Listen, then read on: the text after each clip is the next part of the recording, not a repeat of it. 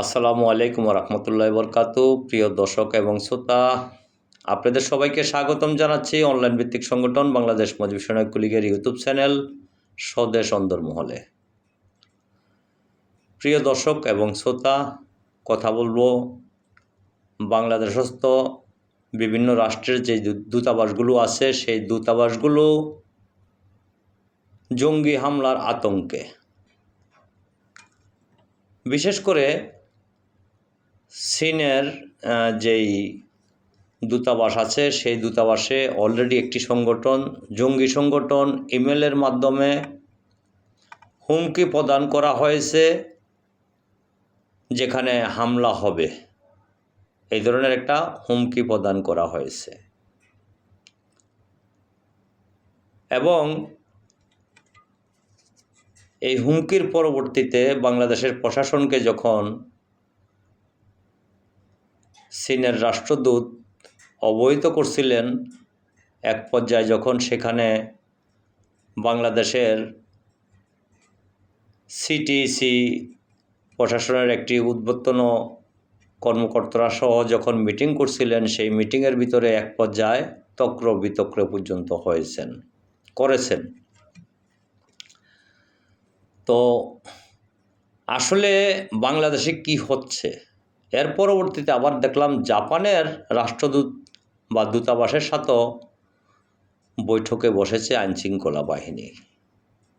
পরবর্তীতে চীনের দূতাবাসকে কঠোর নিরাপত্তা বেষ্টনীতে আটকানো হয়েছে এবং চেষ্টা করা হচ্ছে, যতটুকু শুনেছি, যে সংগঠনগুলো হুমকি দিচ্ছে সেই সংগঠনগুলোকে শনাক্ত করে গ্রেপ্তারের প্রক্রিয়া চলছে। আমি একটু পিছিয়ে যেতে চাই। এমনটা 2005 সালেও কিন্তু বলা হয়েছিল, 2003 সালে বলা হয়েছিল, 2004 সালে বলা হয়েছিল যে বাংলাদেশে জঙ্গি তৎপরতার বিষয় নিয়ে জননেত্রী শেখ হাসিনা তখন বলল মিডিয়ার দোষ দেওয়া হয়েছে, আওয়ামী লীগের দোষ দেওয়া হয়েছে। কিন্তু আমরা পরবর্তীতে দেখতে পারলাম জঙ্গি ঠিকই আটক হলো। ময়মনসিংহ থেকে হেলিকপ্টারে করে নিয়ে এসেছে শাইখ আব্দুর রহমান, বাংলা ভাই, আরও এরকম অনেককেই নিয়ে আসা হয়েছে এবং তড়িঘড়ি করে তাদেরকে ফাঁসিতে ঝুলানো হয়েছে, যাতে তাদের কাছ থেকে কোনো তথ্য বাইর না হয়। এমনটা কিন্তু বর্তমানেও চলছে, যেটা গত 3-4 দিন আগেও আমার একটা ভিডিও ছিল, যে ভিডিওর মাধ্যমে আমি বলেছিলাম যে জাতিসংঘে একটা রিপোর্ট পেশ করা হয়েছে। সেই রিপোর্টের মাধ্যমে বাংলাদেশের যে জঙ্গি তৎপরতা, আল কায়দা, হিজবুত তাহরির এবং হিকরাতুল জাহিদ নাকি একটা চামড়াওয়ালা, চামড়া ছাড়া, এই ধরনের অনেক জঙ্গি সংগঠনের উৎপত্তি বর্তমানে বাংলাদেশে সুসংগঠিত হয়েছে। এই বিষয় নিয়ে একটা রিপোর্ট পেশ করা হয়েছে জাতিসংঘে। সেটা আমাদের বাংলাদেশ সরকার এড়িয়ে গেছেন এবং সেটাকে কোনো রকমে কর্ণপাত করছেন না। পাশাপাশি স্বরাষ্ট্রমন্ত্রীও বলেছেন উনি শুনেছেন, তবে পড়েননি, উনি পড়লে পরবর্তীতে জবাব দেওয়া হবে। প্রিয় দর্শক এবং শ্রোতা, আপনাদেরও কিছু না কিছু সকলের স্থান থেকে জ্ঞান গর্ব অবশ্যই আছে। কিছুদিন আগে যখন এই ঘটনাটা ঘটে, জঙ্গি তৎপরতা নিয়ে যখন সারা বাংলাদেশের মানুষ উদ্বিগ্ন, তখন তারা দায়টা চাপিয়েছে কার উপরে? আওয়ামী লীগ সরকারের উপরে। আওয়ামী লীগ সরকার তো না, আওয়ামী লীগের উপরে দায় চাপানো হয়েছে যে এটা ফ্যাসিস্ট আওয়ামী লীগের তাদের একটা মেটিকুলাস ডিজাইন, এবং সেই পেশিবাদের উপরে একটা দায়ভার চাপিয়ে দেওয়া হয়েছে। তো তারই 2-3 দিন পরেই আমরা এখন দেখতে পাচ্ছি বা শুনতে পাচ্ছি পত্রপত্রিকা, মিডিয়া বা বিভিন্ন মিডিয়ার মাধ্যমে, যে একটা দূতাবাসে যদি জঙ্গি হামলার জন্য ইমেল করে হুমকি দেওয়া হয়, তাহলে সেখানে আর কী বা আমাদের বলার আছে, আর কী বা আমাদের শোনার আছে? আমরা তো অনেক কিছু দেখেছি, অনেক কিছু শুনতেছি, আর কি দেখার বাকি আছে, আর কি শোনার বাকি আছে? এখন আসলে মূলত যে বিষয়টা বলবো, তো যেভাবে জঙ্গিরা তৎপর হচ্ছে বাংলাদেশে, এই জঙ্গিগুলো কারা পোষণ করছে, কারা পালতেছে, কারা লালন পালন করছে?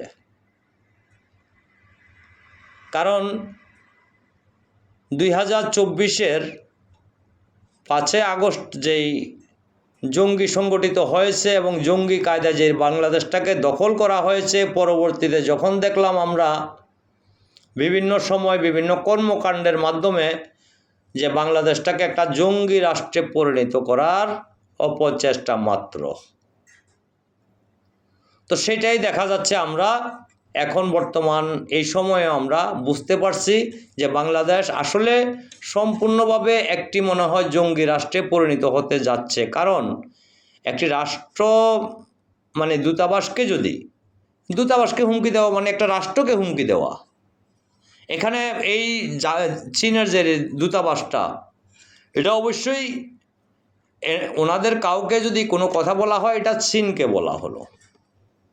তো এই আন্তর্জাতিকভাবে যেভাবে বাংলাদেশের সাথে একটা সংঘর্ষ তৈরি করে দেওয়ার চেষ্টা চলছে বাংলাদেশের সাথে,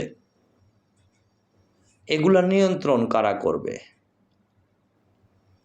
এগুলো তো যদি এই ধরনের কোনো কর্মকাণ্ড হয়ে থাকে, জঙ্গি সংগঠিত হয়ে থাকে, আল কায়দার কোনো সংগঠন আমাদের দেশে কাজ করছে, তাহলে এগুলা সরকার দেখে খতিয়ে তাদেরকে অ্যারেস্ট করে তাদেরকে আইনের আওতায় নিয়ে আনতে হবে, তাই নয় কি? তো সেক্ষেত্রে যদি দেশের সরকারই বলেন যে না, দেশে জঙ্গি বলতে কিছু না, এটা পেশিবাদের একটা ষড়যন্ত্র বা তাদের মেটিকুলাইজ ডিজাইন আমাদের উপর অর্থাৎ বাংলাদেশ আওয়ামী লীগের উপর চাপিয়ে দেওয়া হচ্ছে। তো প্রিয় দর্শক এবং শ্রোতা, আপনারা আপনাদের জায়গা থেকে, আপনাদের অবস্থান থেকে আপনারাই বলবেন আসলে কি হচ্ছে দেশে।